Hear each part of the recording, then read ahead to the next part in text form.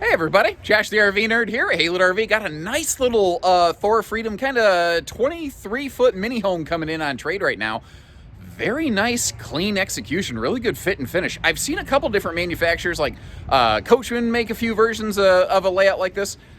I got really good feels from this one. Like I said, the fit, the finish, the tightness, it it's it's it's shiny in the right spots, but it's simple where it should be, if that makes any sense. Not everybody wants a 45-foot anxiety machine where you're white knuckling going down the road. Sometimes we just want something that feels a little bit more like just a big van to drive around. You want to be able to go in those state national parks that have some maybe tighter pathways. Or this is really good, like if you've got a little enclosed trailer. It's got about a 5,000-pound tow rating. You want to throw like dirt bikes go to the track or a four-wheel or something like that. This is a cool little rig, and for one person running around, even two people, a small family with that forward overhead cab giving you the extra sleeping space, this would be a cute little weekend run around kind of rig right here.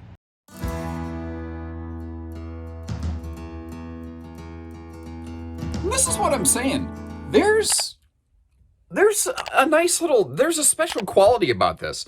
It's kind of an intangible, but this is, I think, the best executed example of this floor plan I've ever seen. And you'll see, especially when we get to like the kitchen storage in a minute, but just even like I said, the fit, the finish, the shine, and the gleam, like it doesn't look glossy, it doesn't look waxy, but it's a good example of the fact that sometimes simple doesn't have to look cheap. And that is a failure point I think the RV industry makes too often here. I mean, I can see that it's not the highest trim level I've ever seen in an RV, but I don't feel that there's anything here that isn't done well, isn't done nicely. I like that could have just been a cheap little bench in the corner. No, they made it a nice barrel seat with some seat belts. There's plenty of seatbelt coverage in this, actually. They made that window right there a little bit bigger. They gave it a large TV you can actually see from the dinette. You can kind of see it from the bed back here, actually, even. Now, you got that forward overhead cab area that you could use just for storage. You could use it for sleeping some guests, some family, whatever works for you. Like most motorhomes, we're wide body. We're extra tall inside, which is going to be very nice for people like me in the shower. But especially in a no-slide little box like this, it really helps open things up. So does that big window. I tell you what, if I was going down the road where I'd be in this bench right here. Well, if I wasn't driving. And I'd just be taking in the sights out that window right there with probably a Mountain Dew in that cup holder right there. I've got a bit of a, problem with Mountain Dew. Whoop, I'm bumping into stuff here. Sorry about that. Camera lurched around. You see how that's got a no-leg dinette? It's called the Dream Dinette system. There's actually a gas strut to help lift and lower that, so that if you do flip that down into a sleeper, it's simple and easy. You don't have to like wrestle and fight and swear in front of the kids trying to set that thing up. Not that I've done it, just whatever. Anyway, we're all adults here. Here's another thing I noticed. Look at the thickness of the padding on this dinette. If you are sleeping on it, it doesn't feel like you're sleeping on a 2x4 under you. Not to mention, if I pull that out of the way, you can see all the little seatbelt slots back here. There are seatbelts all over this thing. Again, it can actually seatbelt as many people as it sleeps, which is a deficiency I've seen in a disturbing number of motorhomes. Like, oh, it can sleep 8. Yeah, but it only has seatbelts for 6. 2 of you are going to go flying.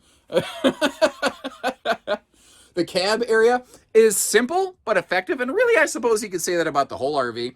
But you can see how it's not all like worn out, snagged up, torn down. I love that it's carpetless, by the way. When you're getting in and out of a gas station, you never know exactly what you're stepping in. It's nice that you don't have carpet soaking up all the fumes and the smells and everything. The traditional rear view mirror back here, it doesn't let you see behind the RV, obviously, but it does give you a look in your cab. So if you hear a funny sound, or if you're trying to keep an eye on the kids or something, you do at least have a spot where you can glance. Or if you're the co-pilot, which, if you're sitting in the passenger seat, this is kind of what you're going to see right here. You could have that turn so the driver doesn't have to worry about it. It's got kind of an all-in-one infotainment system, stereo, backup camera, all that goodness all wrapped up into one thing here. And just the little details, like including that HDMI plug, the USB charger port right there, little stuff like that is highly, I think, often undervalued in a motorhome this size. So here's the view from the driver's seat. I always like to kind of, give you a point of view here from a few key places, like say at a seating or a sleeping position. So if you reach someplace and you get up and you turn around, here's what you're going to be looking at. And again, I like the very warm and welcoming look. I like all the radius work. You notice at the bottom of this point, like especially by the door, there's not a sharp point right there where you can smack your head into it right as you're going down the steps, because that's what you want. Not just a concussion, but also bleeding. I don't know about you, that doesn't really work out well for me. We will get all this storage opened up a little bit, but a couple things I want to point out is like just the nice little details, like how the gas struts hold all the overhead cabinet doors open so you don't got to head juggle them. And starting down here, I like the way the closet door beside the refrigerator opens toward the bathroom. I've seen a few brands I feel open the wrong way, the other direction. That doesn't work for me. It doesn't make sense to me because it's like it's always hard to get in there. Spinning you around a little bit here, you see up by the TV, you got a cabinet for like all your entertainment stuff. All the owner's manuals are in there. But this kitchen is done well. Again, I've seen a few different manufacturers do a floor plan like this. I've never seen any of them nail the kitchen the way that that Thor Motorized did on this one. Specifically, when we were over here, there's three things I really noticed. First of all, an actual couple of drawers inside that cabinet door right there. A lot of no-slide little motorhomes have no drawer space. Secondly, an actual oven, so you're not completely relegated to running the generator to run a convection microwave the entire time. The location of all the switches also makes a lot of sense to me, and I'm not going to spend a lot of time pointing out every single switch and what it does and where it is, but as somebody who actually goes camping, who can picture himself in this is just very, very well executed. And man, did they put a ton of lights in this thing. Here, actually, that is one thing I want to flick. Let me flick the light switch in here because it's just a dramatic difference. Like, it looks like, and then, it just really breathes life into this thing right here. This is a rear corner queen, but again, it's intended to be a smaller, simpler kind of thing.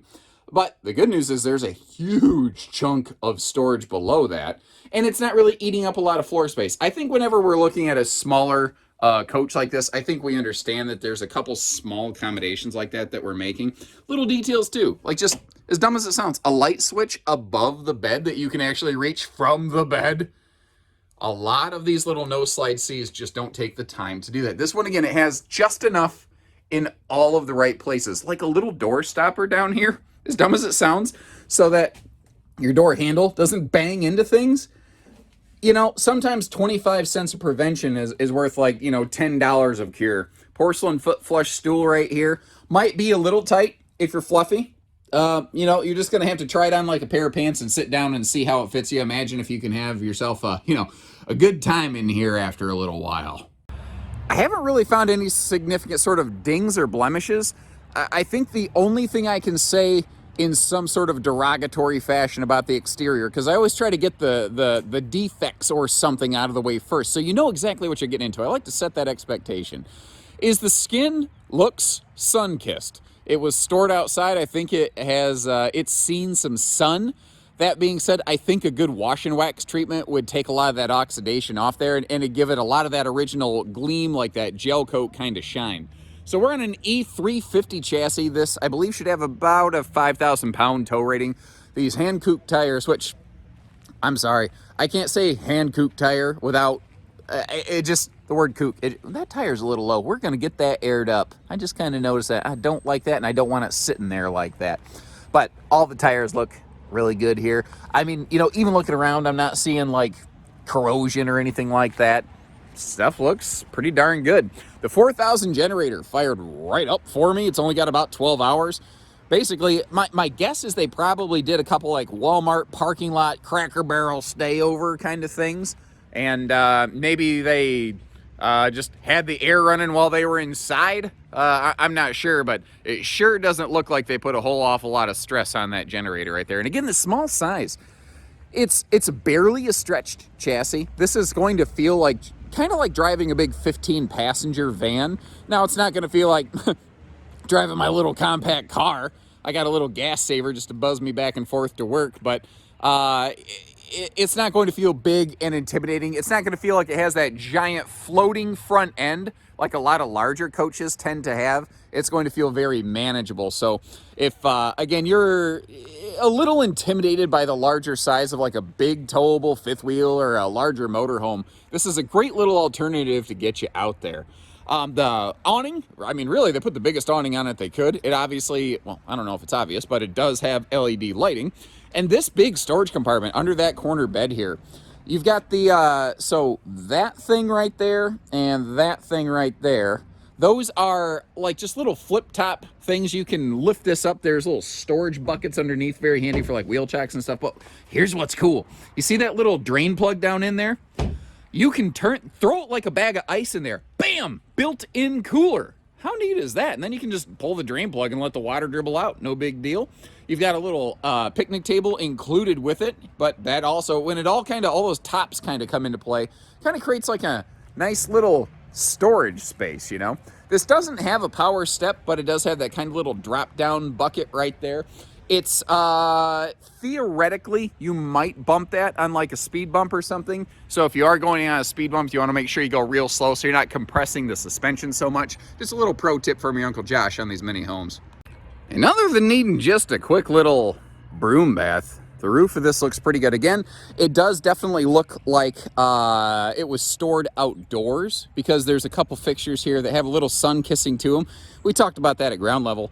But the seals and everything look fine, and I apologize. It's actually, I'm wearing the wrong kind of shoes to be doing this. They're almost completely slick on the bottom. I'm sliding a little bit, and I don't really want to take a tumble off the top of this thing, so I'm going to wrap up our roof section a little quicker than normal. I do want to point out, though, we do have roof solar prep plugs over here.